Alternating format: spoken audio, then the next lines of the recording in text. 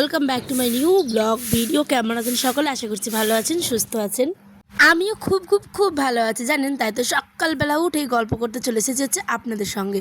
এখন হচ্ছে গিয়ে সকালবেলা 6টা বাজে, আর তাই তো উঠোনটাকে আমি এখন ঝাড় দিয়ে দিচ্ছি। আর এই যে দড়ি দুটোতে কার যেগুলো জিন্সের প্যান্ট, বলতে গিয়ে মাকে জিজ্ঞেস করেছিলাম, তো মা বলছে যে এই দুটো প্যান্ট পরে নাকি কেউ মানে আমাদের বাড়িরই কেউ একজন বিষ দিতে গেছিলো, তো এই প্যান্টগুলো না নষ্ট হয়ে গেছে পুরো বিষের মধ্যে জলে। তো সেগুলোকে তো ফেলে দেওয়া উচিত, তাই না? বলুন কি বাজে লাগছে ক্যামেরায় দেখতে, কি বলুন তো। যতদিন না নিজের বাড়িঘর হয় ততদিন এরমটাই করতে হবে, মনে হয় কেমন জানি একটা। তো নিজের ঘরটাকে তো শান্তি মতো গুছিয়ে রাখি, কিন্তু যখন নিজের একটা সুন্দর গোছানো বাড়ি হবে তখন না আমি আপনাদের সাথে পুরোটাই শেয়ার করবো যে কীরমভাবে কী রাখবো না রাখবো। আমি খুব খুব খুব এক্সাইটেড। যখন তখন কেমন জানি ফিল হয় যে বাড়ি থাকতেও বাড়ি নেই এরমটা। তো যাই হোক, কী আর করা যাবে। এটা আমার মানে পৈতৃক, এটা ভিটে আমার শ্বশুরমশাইয়ের। তো অনেকজন মিলে যেহেতু আমাদের বাড়িতে থাকে তাই একটু এলোমেলো, কিছু কেউ মনে করে না প্লিজ। চলুন এবার আমি ব্লগটা শুরু করি। সকালবেলা এখন তো উঠোনটা ঝাড় দিয়ে দিলাম। এদিকে আয়নের আব্বার সাইকেল, মোটরসাইকেল সমস্ত জায়গাগুলো দখল করে আছে হচ্ছে আমার বারান্দার। তা আমি রান্না করবো কী করে বলুন তো? তাকে ধাক্কা দিয়ে উঠালেও সে উঠে আর বসে না বেচারা। সেই যে ঘুমাবে রাত্রি 11টা 12টার দিকে, তা একেবারে উঠবে 9টা 9:30 এরমটা। আর এদিকে আমি এই তো সাইকেলটাকে একটু বেল দিয়ে দিচ্ছিলাম। আমার সাইকেল চালাতে ভীষণ ভালো লাগতো জানেন। আমি যখন কি বলবো মানে বিয়ে করিনি তার আগে কিন্তু সাইকেল চালাতে খুব মানে খুব খুব পছন্দ করতাম। একটা সময় এমন হয়েছিল সাইকেল নিয়ে যে কতবার পড়েছি তার কোনো গল্প নেই। সেই গল্প যদি আপনারা শোনেন হাসতে হাসতে পাগল হয়ে যাবেন। পুরো ছাগলের পায়ের উপর দিয়ে নিয়ে চলে গেছি, কোনো সময় আবার কি বলবো কাউকে ধাক্কা লাগিয়ে দিয়েছি, কোনো সময় স্কুলে সাইকেল নিয়ে গিয়ে একদম কাদায় পড়েছি। মানে সে বিচ্ছিরি কাণ্ড, কিন্তু সাইকেল চালাতে আমার খুব ভালো লাগতো। আর এমন একটা সাইকেল নিয়ে ঘটনা আছে যেটা আমি আর আমার ছোটোবেলার বান্ধবী একদিন আমাদের গ্রামের পার্শ্ববর্তী গ্রামেই প্রতিদিন কিন্তু বিকেলবেলা করে সাইকেলটা চালাতাম। আর সাইকেল চালালে এত ভালো লাগতো, আর ওয়েদারগুলো যা সুন্দর সুন্দর, মানে ধরুন ঠান্ডা ঠান্ডা হাওয়া দিচ্ছে কিংবা খুব মানে মিঠে মিঠে রোদ, তখন সাইকেল চালাতে এতটা ভালো লাগতো যে কি বলবো। কিন্তু এখন তো আর সাইকেল চালানোই হয় না। তাই আয়নের আবার সাইকেলটা আমি তো চালাতে পারবো না, যেহেতু এটা জেন্টস সাইকেল। তো সেই কারণে আমি জাস্ট একটু হালকা করে মানে বের করি, উঠিয়ে দিই। আমার এটাই খুব ভালো লাগে। তো এখন একটা স্কুটি নেওয়ার আছে, দেখা যাক কবে নিলে তো অবশ্যই শেয়ার করব। চলুন এদিকে ভাত বসিয়ে দিয়েছি। দেখুন গল্প করতে করতে কতটা কাজ হয়ে গেল, তাই না? সাথে গল্প করতে করতে আমার যে সময় কখন চলে যায়, ভিডিও শেষ হয়ে যায় কিন্তু গল্প শেষ হয় না, সত্যি কথা বলছি। তো এদিকে আমার ভাতটা হতে থাকে, এদিকে আমি ব্রাশ ট্রাশ কমপ্লিট করে নিলাম। মানে আমাদের যে মানে টুথপেস্ট তো ইউজ করতাম কিন্তু এখন করি না, কারণ এখন মাজন দিই, এটা খুব উপকারী, তাই এটাই আমার ভালো লাগে। কিন্তু দেখুন আমার চুলের কি বেহাল অবস্থা, এত পরিমাণে চুল উঠছে। কেউ যদি একটু জানেন যে কি করলে মানে চুল উঠাটা কি মাখলে কমবে, অবশ্যই কমেন্টে জানাবেন। তো বলছি বাচ্চা নাকি যত হাসবে মায়ের চুল নাকি তত উঠবে, এটা একটা কথার কথা আমি জানি, কিন্তু আমার এত মানে কি বলবো হাসি পাই কথাটা শুনে। আয়ান যখন আমার ছোট্ট ছিল, মানে ধরুন 4 মাস 5 মাস, আমার প্রচুর চিরুনি ভর্তি ভর্তি চুল উঠেছে। এটা তো কিছুই না, একেবারে গোছা গোছা, আপনারা বিশ্বাস হয়তো করবেন না, কিন্তু সেই পরিমাণটা এখন অনেক অনেক অনেক কমেছে। কিন্তু তারপরেও একটুখানি উঠছে, কি করব বলুন তো? কারো কাছে কিছু সমাধান থাকলে অবশ্যই আমার কমেন্টে জানাবেন, অপেক্ষায় থাকলাম।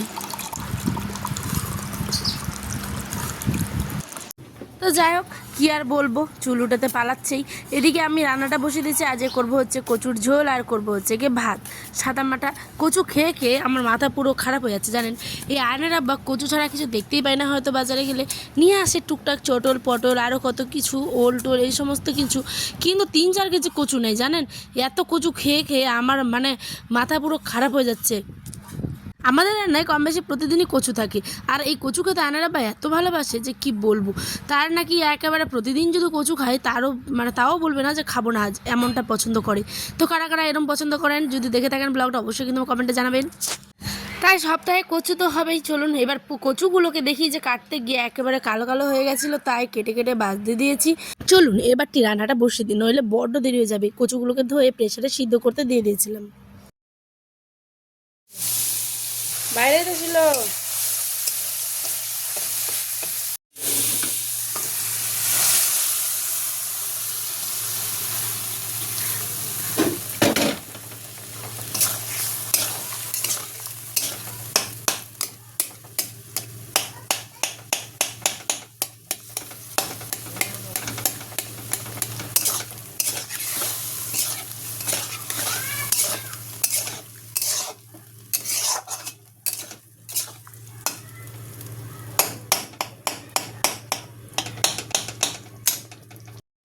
এখন কর্তামশাই উঠলেন, উঠে দেখছি যে রান্না হয়ে গেছে। উনি এখন চটপট গেলেন স্নানে।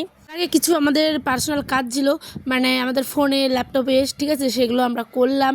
আয়নের সঙ্গে একটু খেলাধুলা করলো, তারপরে ওই এখন স্নানে গেছে। আমি এদিকে চটপট করে ঝোলটাকে বসিয়ে দিয়েছি, কারণ এসেই তো বলবে দাও খাবার, দাও টিফিন, দাও ফল দাও, তারপরেই সে পালাবে হচ্ছে গিয়ে স্কুলে।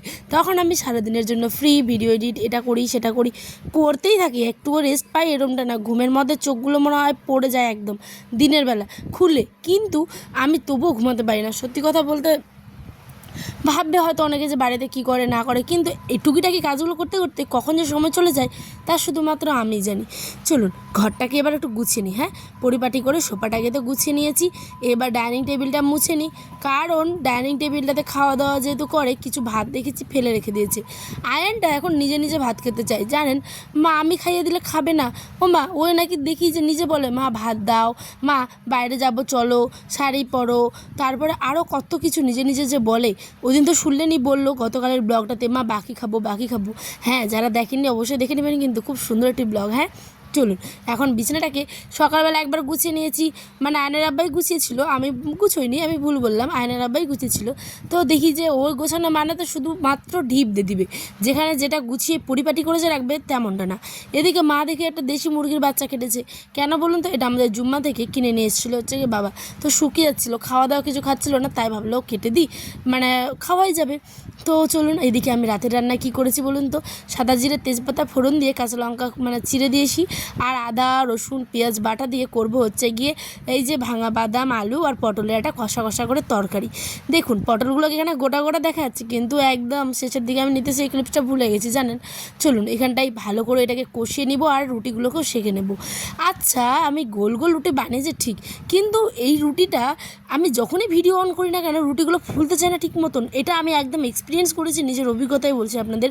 আমি যখন অফ ক্যামেরা রুটি করব, দেখি মা কী সুন্দর গোল গোল হয়েছে, ঠিক আছে। এবার বেশিক্ষণ তো আমি তখন ক্যামেরাটা তো সবসময় অন রাখি না, ক্যামেরাটা কিছুক্ষণের জন্য অফ করে দিই, তাই না। মা যখনই অন করি তখনই দেখি যে মা রুটি আর ফুলেই না। যাই হোক, মনটা আমার খুবই খারাপ, তাই আর মন খারাপ করে লাভ নেই। আমি ব্লগটা এখানেই শেষ করে দেবো। কিছু কিছু রুটি দেখুন জোর করে ফুলানোর চেষ্টা করছে, ওরা হয়তো রেগে যাচ্ছে। আমি বলছি তোরা পুড়ে যা, তবুও ভালো করে ফুল, একটু আমাদের বন্ধুরা দেখুক, নাহলে ভাববে যে আমি রুটি বানাতে পারি না। না বাবা, পারি, সমস্ত কিছু পারি, ঠিক আছে।